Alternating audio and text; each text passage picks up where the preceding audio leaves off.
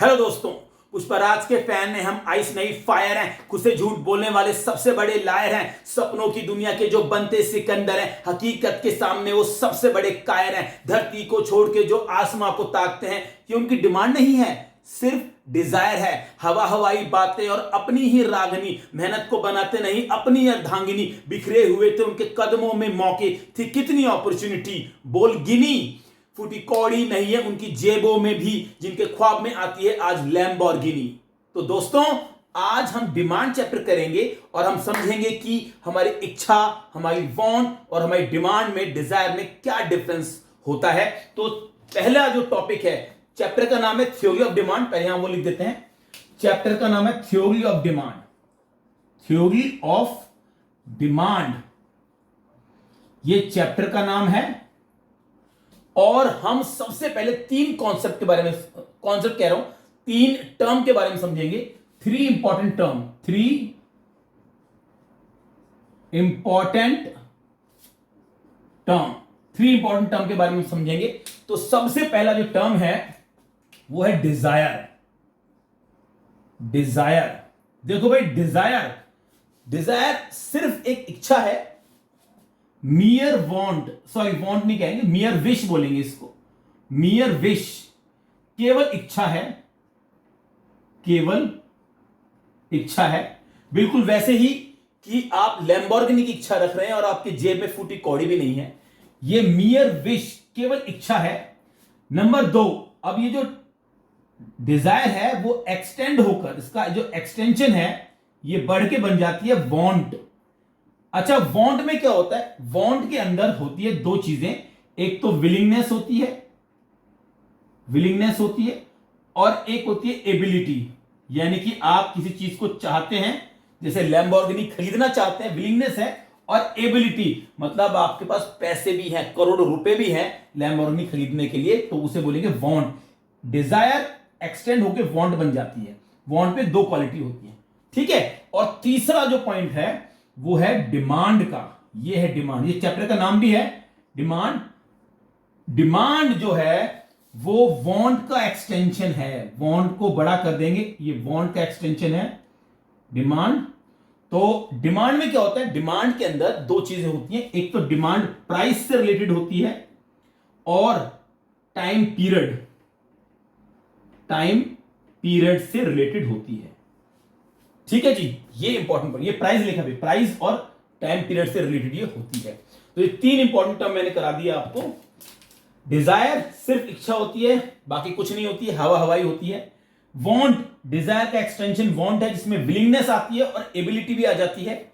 और वांट का एक्सटेंशन होती है डिमांड, जो प्राइस और टाइम से रिलेटेड होती है। अभी हम डिमांड की डेफिनेशन पूरी प्रॉपर तरीके से करेंगे, ठीक है जी। तो इसको मैं मिटा देता हूं और अब मैं आपको सुनाता हूं एक कहानी। चलिए जी, ये मैंने मिटा दिया है, तीन टर्म हमने कर लिए है। कहानी तो क्या, जैसे एक एग्जांपल है, डिमांड का एग्जांपल है, तो हम यहां लिख देते हैं डिमांड, DEMAND, डिमांड, ठीक है भाई। तो भाई हुआ ये कि एक बार सब्जी मंडी में एक रेडी वाला था। ये रेडी है, ठीक है, रेडी बना देते हैं, सही से बनाया थोड़ा सा। ये रेडी है और ये सब्जी वाला है। दरअसल रेडी वाला कह रहा हूं, सब्जी वाला है ये। देखो, ये सब्जी वाला बना दिया हमने, ये सब्जी वाला है,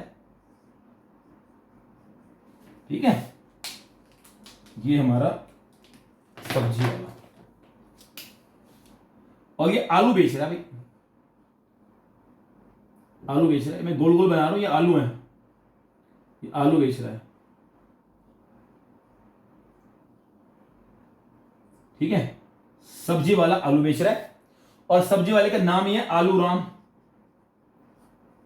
आलू राम इसका नाम है और ये आलू बेच रहा है।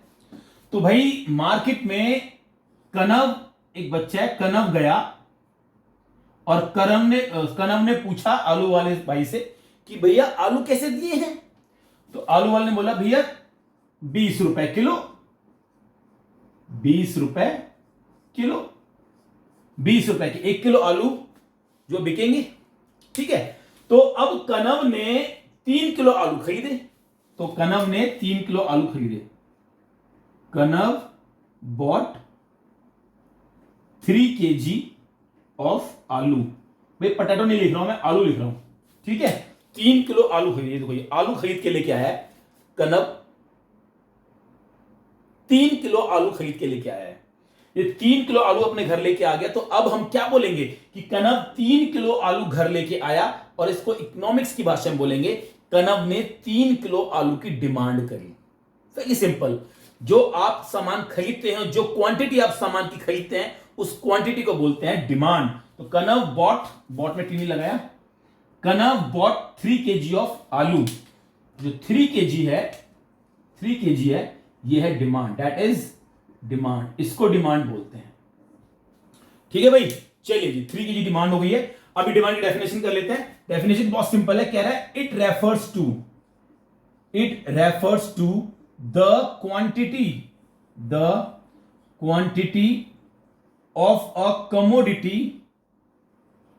Commodity that a consumer is willing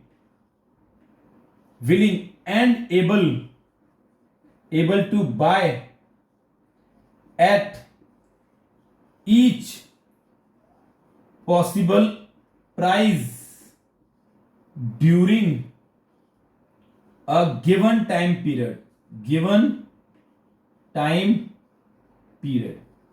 ये एक बड़ी सी डेफिनेशन है डिमांड की, थोड़ी समझनी पड़ेगी, इसी एग्जांपल से इसको समझते हैं।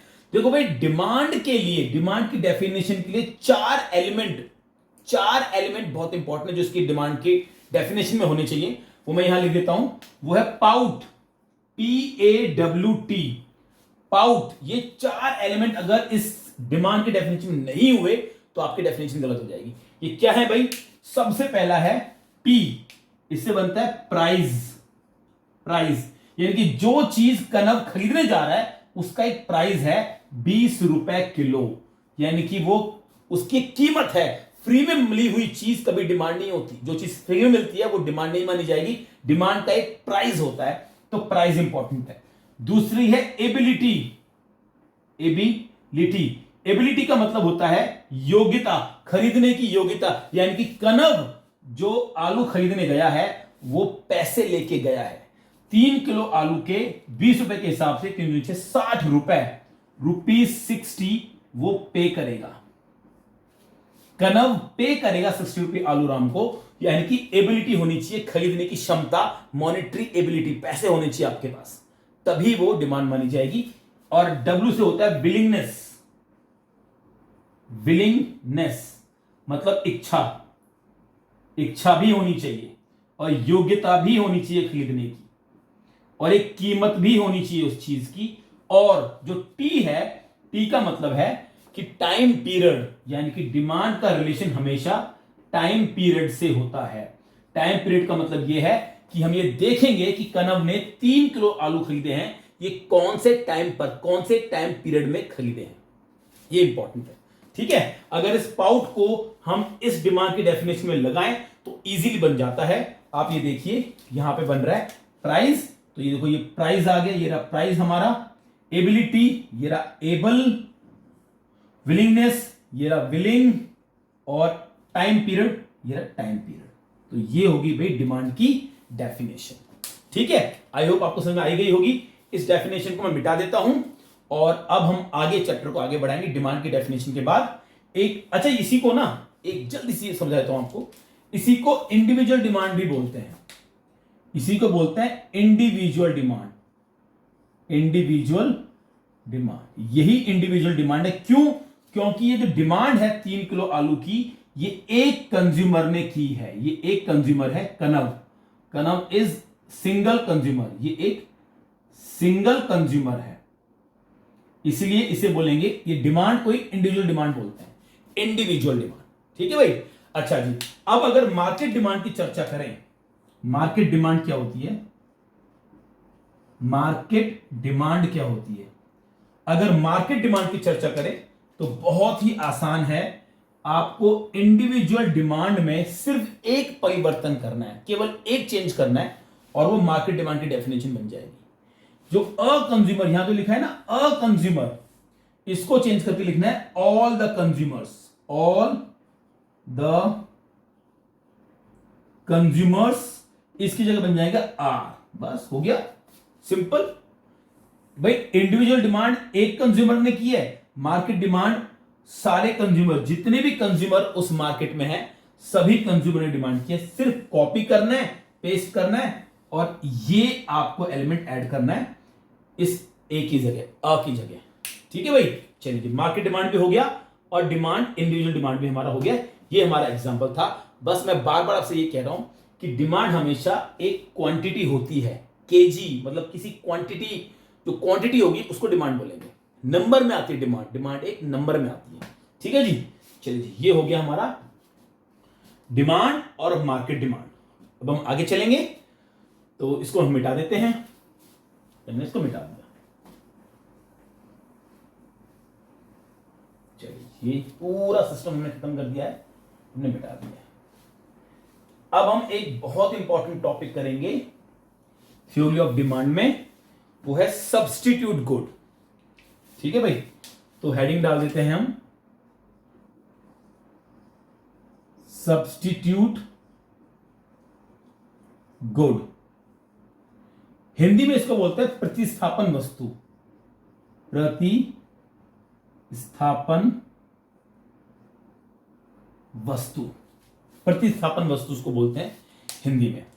ठीक है, चलिए तो सबसे पहले इसकी डेफिनेशन के बारे में चर्चा करते हैं, डेफिनेशन करते हैं।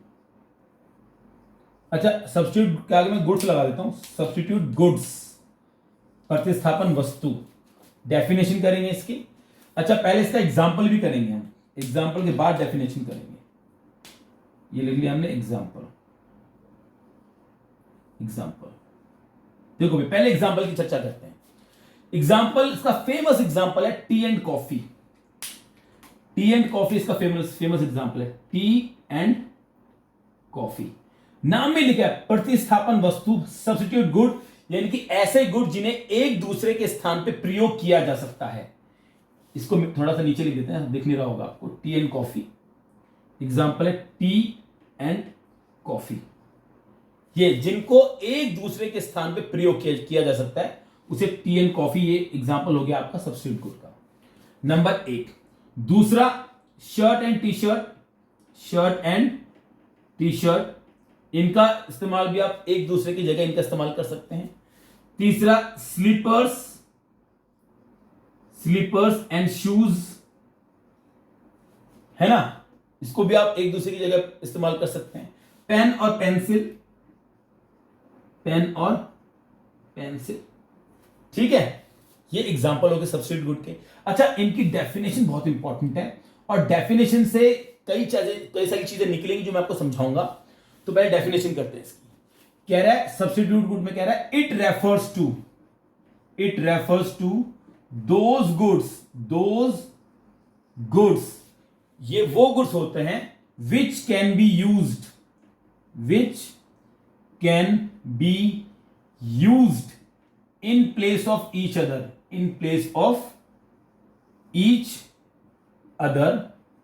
ये each लिखा है भाई, ठीक है, in place of each other for the satisfaction of a particular want। ये इंपॉर्टेंट लाइन है, particular want, ये सबसे इंपॉर्टेंट लाइन जो सब्स्टिट्यूट गुड को डिफाइन करती है, for the satisfaction of a particular want, यानी कि हर स्थिति में ये दोनों सब्स्टिट्यूट गुड नहीं हो सकते। एक चाय लवर, जो टी लवर है, वो कभी कॉफी को सब्स्टिट्यूट नहीं करेगा। अगर आपको शूज पहन के जाना जरूरी है ऑफिस में, तो उसका सब्स्टिट्यूट स्लीपर नहीं हो सकती। अगर आपको एग्जाम में पेन से लिखना है तो उसका सब्स्टिट्यूट पेंसिल नहीं हो सकती। ये सब्स्टिट्यूट गुड माने जाएंगे केवल एक पर्टिकुलर वांट को सेटिस्फाई करने के लिए, हर मामलों में नहीं है। मैं आपको एग्जांपल देता हूं। फॉर एग्जांपल कि मान लीजिए ठंड का मौसम है, आपको बहुत सर्दी लग रही है और आपको सर्दी से बचने के लिए कुछ गर्म पीने की आवश्यकता है, तो उस सिचुएशन में टी कॉफी सब्स्टिट्यूट गुड हैं। ओके, अब इसका एग्जांपल देखो जरा। आपको एक फोन कॉल आया और आपको एक फोन नंबर लिखना है, तो आपको आप ना पेन ढूंढ रहे हो तो पेन नहीं मिल रहा, तो पेंसिल से आप फोन नंबर लिख लोगे तो वो उस सिचुएशन में वो सब्स्टिट्यूट गुड हो जाएगा। हर सिचुएशन में ये सब्स्टिट्यूट गुड नहीं होते हैं। Is that okay? ये डेफिनेशन है, ये इसका एग्जांपल है। अच्छा, एक चीज मैं और बता दूं आपको कि इन दोनों में अगर हमने टी को माना है substitute good, substitute good T को माना है, तो कॉफी हो जाएगी हमारी गिवन गुड, गिवन गुड। ये बात है भाई, ठीक है। ऐसे ही अगर आपने स्लीपर्स को माना है सब्स्टिट्यूट गुड, तो शू हो जाएगा गिवन गुड। उल्टा भी कर सकते हैं, अगर पेन को माना है गिवन गुड, गिवन गुड, तो अपने आप पेंसिल हो जाएगी सब्स्टिट्यूट गुड, सब्स्टिट्यूट गुड, यानी कि एक सब्स्टिट्यूट गुड, एक गिवन गुड। ठीक है भाई, बहुत बढ़िया, ये पॉइंट था। एक इसका ना अदर नेम भी है, ये जो सब्स्टिट्यूट गुड है इसके अदर नेम भी है, यहां लिख देते हैं अदर नेम।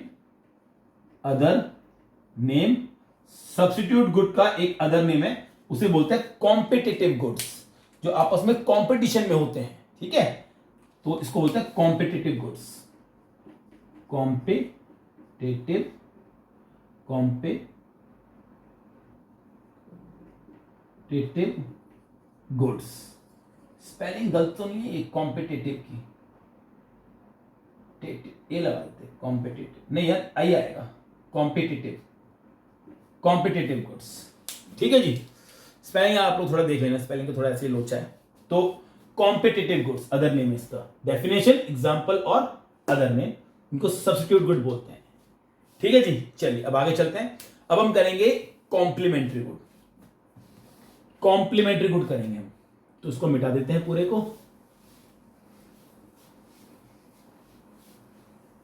कॉम्पिटिटिव गुड हम करेंगे अब। थ्योरी ऑफ डिमांड हमारा चैप्टर चल रहा है तो आप जानते ही हैं, तो चलो इसको दोबारा लिख देते हैं। Theory of demand, theory of demand, ये हमारा वो था। अब हम करेंगे कॉम्प्लीमेंट्री गुड, तो यहां लिख देते हैं हम कॉम्प्लीमेंट्री गुड, कॉम्प्लीमेंट्री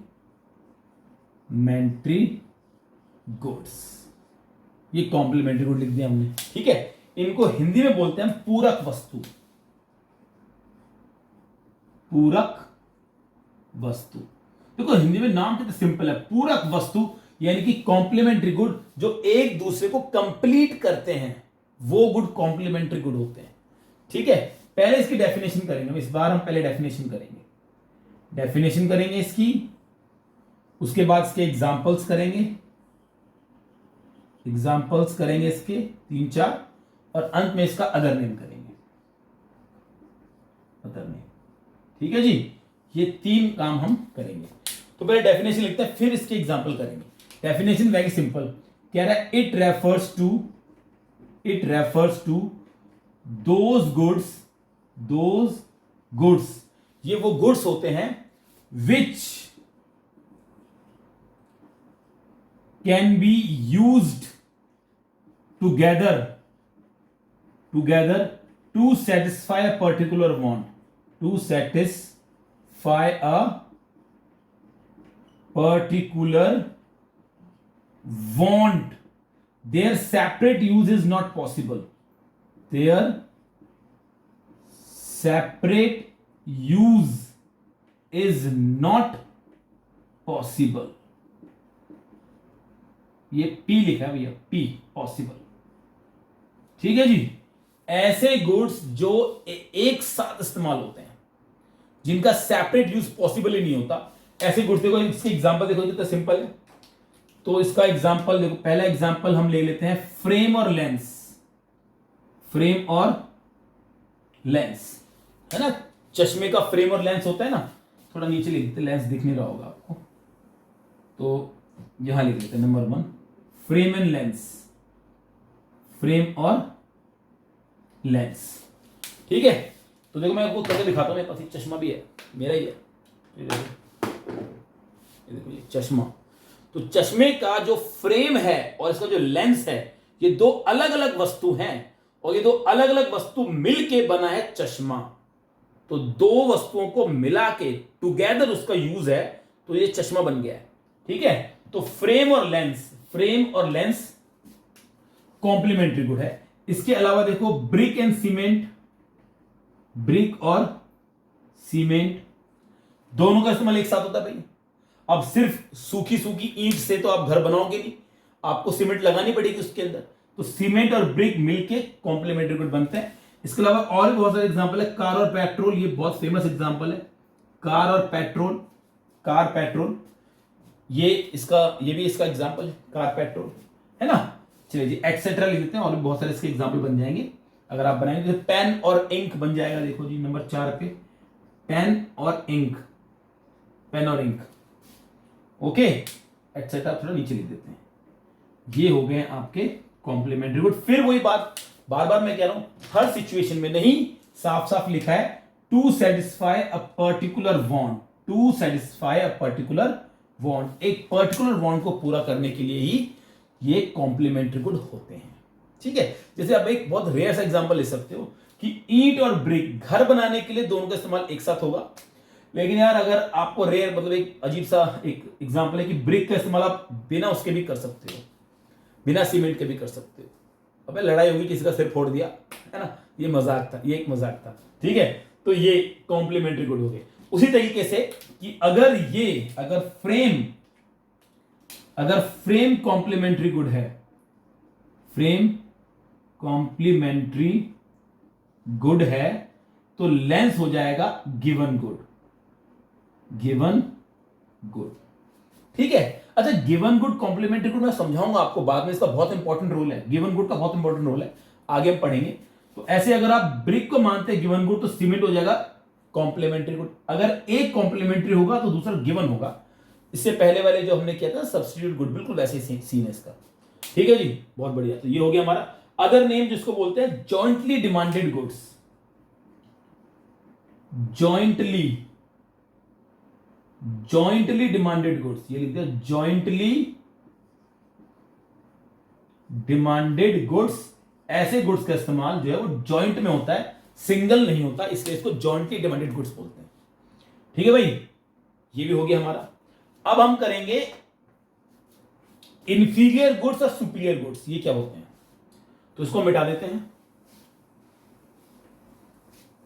ये हमने मिटा दिया, ठीक है, ये हमने इसको मिटा दिया है। और अब हम करेंगे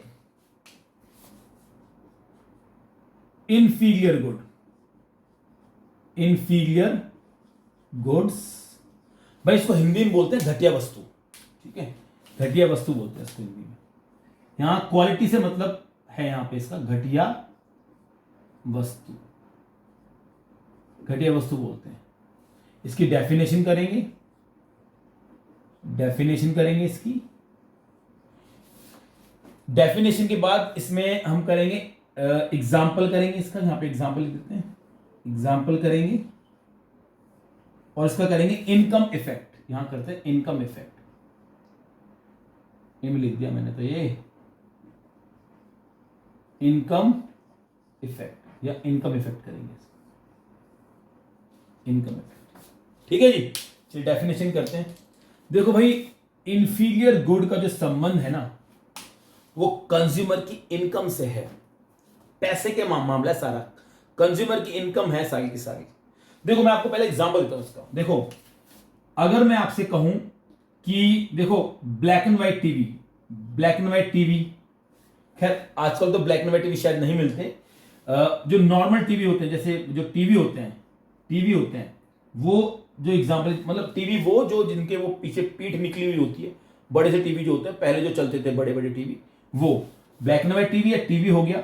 ये एक इंफीरियर गुड है, क्योंकि इनका इस्तेमाल कंज्यूमर तभी करता है जब उसकी इनकम कम होती है। भाई पैसा नहीं है, वो इससे अच्छे गुड्स पे जा ही नहीं सकता, है ना।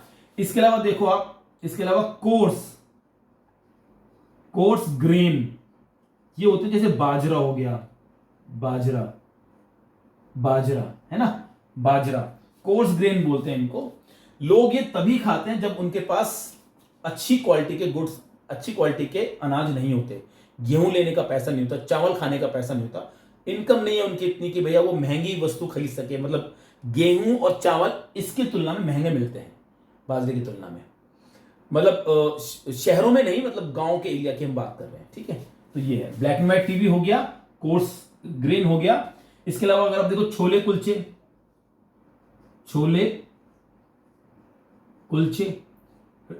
कुलचे वो जो आप लोग रेडी पे खाते हो, जो रेडी है ना, रेडी वाला लगाता है, रेडी वाला जो छोले कुलचे बेच रहा होता है छतरी लगा के। भाई छोले कुलचे लोग क्यों खाते हैं? क्योंकि भाई गरीब है, इतने पैसे नहीं है, 20 रुपए की छोले कुलचे की प्लेट खाई और पेट भर गया, है ना। तो ये सब चीजों का इस्तेमाल, ये वो गुड्स हैं जिनका इस्तेमाल कंज्यूमर तभी करता है जब उसके पास पैसे कम होते हैं, ठीक है। तो इनका संबंध, जो इंफीरियर गुड है उसका संबंध है कंज्यूमर की इनकम से, उसका संबंध है, ठीक है। तो क्या लिखेंगे? It refers to those goods, it refers to those goods, ये वो गुड्स होते हैं, those goods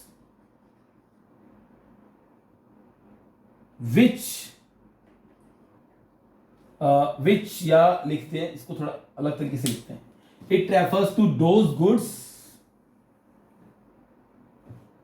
whose demand increases, whose demand increases, इनकी डिमांड बढ़ती है when the income of the consumer, income of the consumer falls, यानी कि जब कंज्यूमर की इनकम कम हो जाती है तो लोग इन गुड्स का इस्तेमाल ज्यादा करते हैं, तो उनकी डिमांड बढ़ जाती है, ठीक है। तो कंज्यूमर की इनकम से डिपेंड, इनकम पे डिपेंडेंट है। इसको आप और भी तरीके से लिख सकते हो, ठीक है। तो मतलब ऐसे लिख सकते हो कि whose demand decreases when the income of the consumer rises, ऐसे भी लिख सकते हो। यहां पे लिख देता हूं और वाइसा वर्सा, और वाइसा वर्सा, इसका उल्टा भी है ना। तो ये बात है इसका। तो ये लिख दिया मैंने वाइसा वर्सा, यहां लिख दिया कि डिमांड इसकी इंक्रीज हो रही है तभी जब कंज्यूमर की इनकम फॉल कर रही है, यानी कि मजबूरी में लोग ये वस्तुएं खरीदते हैं, ठीक है। इंफीरियर गुड इनको बोलते हैं। इनकम इफेक्ट क्या है भैया? नेगेटिव इनकम इफेक्ट है। तो इनकम इफेक्ट इसका इनवर्स है, inverse income effect, inverse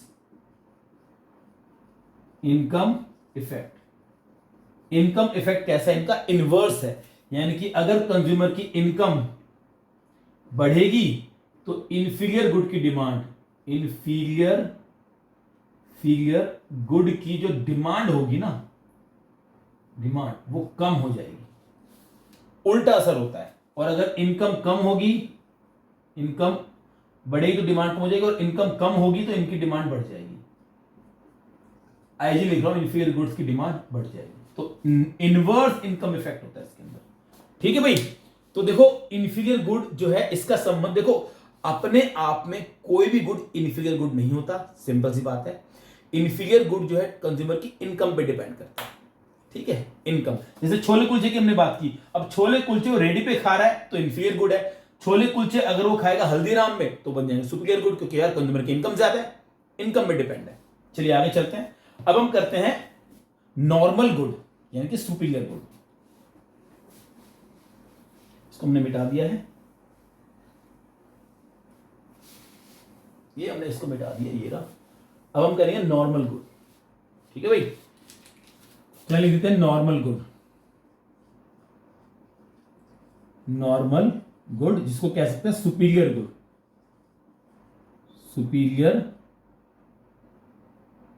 superior good. सामान्य वस्तु बोलते हैं इसको, हिंदी में बोलते हैं सामान्य वस्तु, सामान्य वस्तु, सामान्य वस्तु बोलते हैं इसको, ठीक है। इसके बारे में वही करेंगे भाई। तो सबसे पहले पॉइंट पे करेंगे डेफिनेशन, और फिर करेंगे इसके एग्जाम्पल, और फिर करेंगे इनकम इफेक्ट, इनकम इफेक्ट। ये इनकम इफेक्ट लिखा भैया, इनकम इफेक्ट। तो देखो एग्जाम्पल वही इंफीरियर के बिल्कुल अपोजिट इसके एग्जाम्पल है। जैसे यहां पे आप लिख सकते हो एलईडी टीवी, वो आपका सुपीरियर गुड है। यहां पे आप लिख सकते हो जैसे वीट और राइस, ये आपके सुपीरियर गुड है। किसके मुकाबले? कोर्स ग्रेन जो थे बाजरा उसके मुकाबले। इसके अलावा काफी सारे एग्जाम्पल, सोफा टीवी वगैरह, सोफा हो गया, ठीक है, अच्छी चेयर हो गई, ये सब नॉर्मल गुड होते हैं एक्सेट्रा। जो भी सामान, अब जो नॉर्मल सामान होता है वो सारा ये नॉर्मल गुड के अंदर आता है। और डेफिनेशन क्या है इसकी, वेरी सिंपल, ये भी इनकम पे डिपेंड करते हैं। तो कंज्यूमर की जब इनकम बढ़ती है तो कंज्यूमर इन गुड्स की डिमांड को बढ़ा देता है, सिंपल सी बात है। और जब कंज्यूमर की इनकम कम हो जाती है तो वो इन गुड्स की डिमांड को भी कम कर देता है। तो सिंपल है, लिखेंगे it refers to those goods जिनकी whose demand increases if the income of consumer increases, if income of consumer increases, यहाँ लिख दो increases, जगह है, हाँ जी जगह है, if income of consumer increases, तो कंज्यूमर की इनकम बढ़ेगी तो इनकी डिमांड भी बढ़ जाएगी, और वाइसा वर्सा, यानी कि अगर इनकम कम होगी तो डिमांड भी इनकी कम हो जाएगी। ठीक है जी, डेफिनेशन होगी, ये इसके एग्जांपल हो गए। और income effect, positive income effect है, पॉजिटिव इनकम इफेक्ट है ना भाई। कैसे है हम जानते ही हैं यार, इफेक्ट की स्पेलिंग भी ना, EFFECT। तो इनकम कंज्यूमर की बढ़ेगी तो नॉर्मल गुड की डिमांड भी बढ़ेगी, इनकम अगर कम होगी तो नॉर्मल गुड की डिमांड भी कम हो जाएगी। तो पॉजिटिव इनकम इफेक्ट है इसका। ठीक है भाई, वेरी नाइस। अब एक तरह के गुड और करते हैं, उसे बोलते हैं नेसेसरी गुड्स। ठीक है, नेसेसरी गुड्स जो जीवन के लिए बहुत जरूरी है भाई, उसका इनकम से कोई लिंक ही नहीं है, वो जरूरी है तो भैया जरूरी है, लेने तो लेने, ह्यूमन की लाइफ के लिए बहुत जरूरी है, उनको नेसेसरी गुड्स बोलते हैं। अभी करते हैं यहाँ पे, तो ये हमने मिटा दिए हैं भाई। पहली क्लास है, थोड़ा सा ना आपको बोरियत हो रही होगी, आई अंडरस्टैंड है, लेकिन इंपॉर्टेंट है भाई, करना बहुत जरूरी है। तो अब हम कर रहे हैं necessary goods, NECESSARY, necessary goods बोलते हैं, आवश्यक वस्तु उसको बोलते हैं हिंदी में, आवश्यक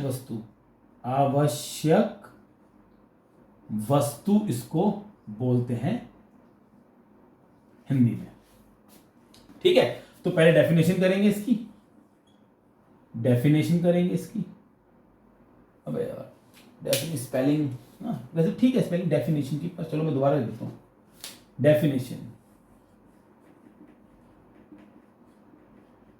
डेफिनेशन करेंगे यहां पे, एग्जाम्पल यहां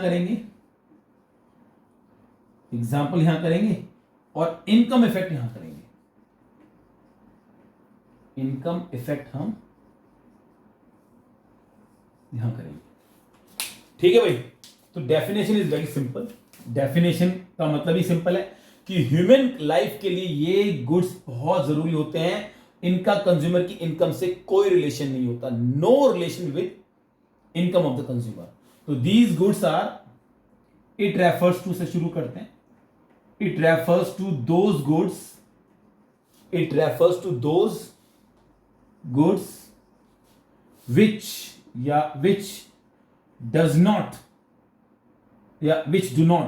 which do not depend upon the income of the consumer, या थोड़ा और अच्छे से लेते हैं, it refers those goods whose demand does not depend, है ना, whose demand does not depend, जिनकी डिमांड डिपेंड नहीं करती, those goods whose demand does not depend, पूरे मिटाना पड़ेगा यार, चलो कोई बात नहीं, whose demand does not depend upon income of the consumer,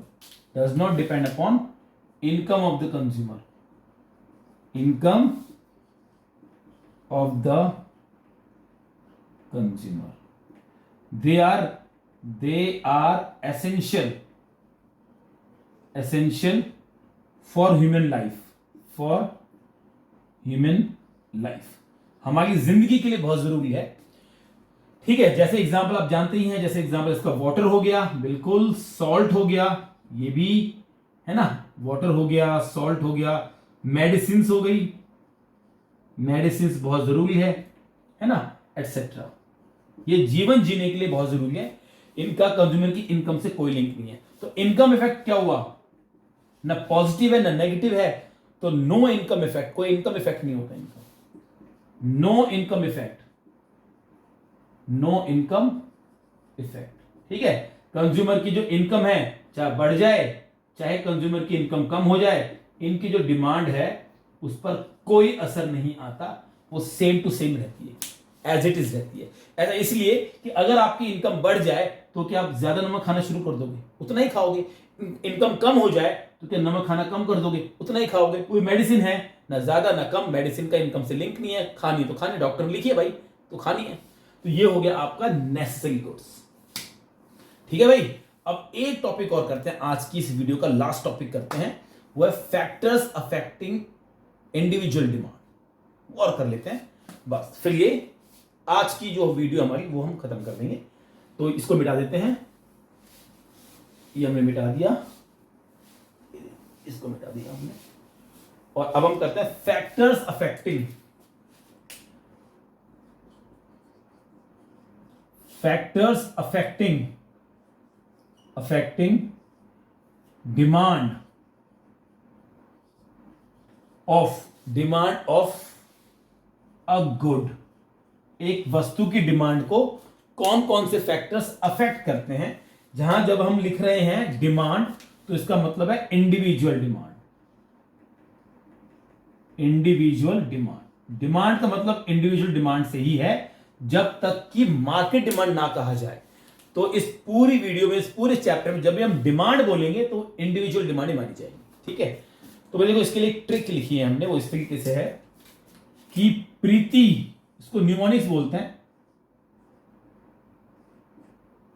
Preeti, PRITI, Preeti future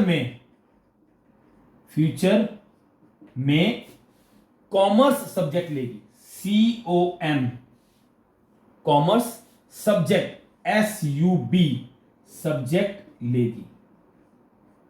ये न्यूमोनिक बोलते हैं इसको, कॉइंड सेइंग, इससे हम वो पॉइंट्स निकालेंगे सारे।